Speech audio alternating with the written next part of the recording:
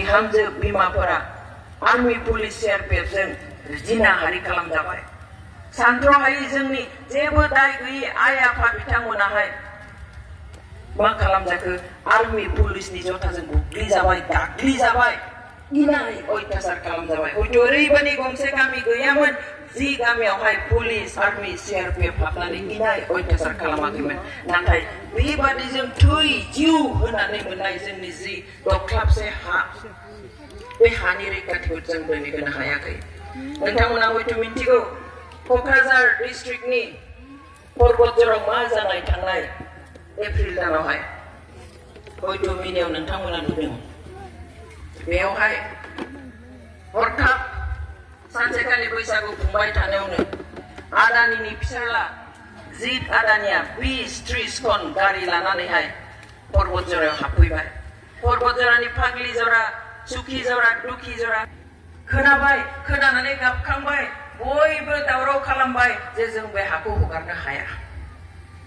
सोरखारनि खाथियाव थांबाय, सोरखारा बुङो मोजांसो नोंस्रा साख्रि मोनगोन, जायगाया टाउन जागोन, मोजां जागोन बेबादि।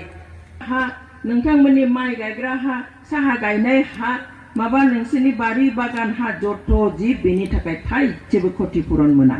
मानो मोना? नोंसोरो खासलेन्डआव दङ, सोरखारि हायाव दङ। माब्रै सोरखारि हायाव थानाय जाखो एफाग्राब गोबावसालागै? माब्रै जाखो?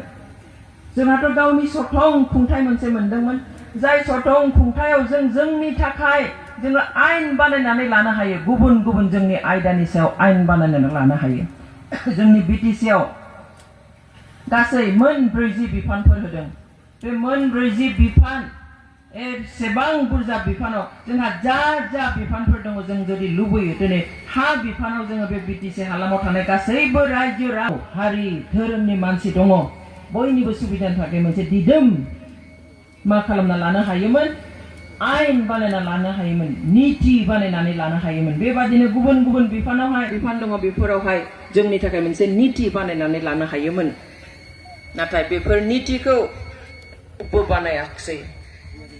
बिपिएफनि दिनाव 15 बोसोर सुबिदा मोनबाय। दिदोम मोनसे जोंनि हारिनि मानसिफ्रा बे बिटिसि हालामाव थानाय गासैबो सुबुंफ्रा जाहाथे खुनुदिन आरो अशान्ति खालामनो गोनां जाया, गावनि हा हुखौ लानानै जाहाथे गोनो गोथो जानो गोनां जाया, बिनि थाखाय बानायनाय नुवाखै। जायनि थाखाय दिनै मानसिफ्रा उन्दुनो थांबा साननो गोनां जायो गाबोन सोरनि गामियाव एभिक्सननि लाइजाम फैगोन, नटिस फैगोन। दा बेफोर आयेन खान्थिखौ बानायनो थाखाय मा खालामनो गोनां जायो? एसेम्बलियाव जिरायनानै बेखौहाय सावरायनो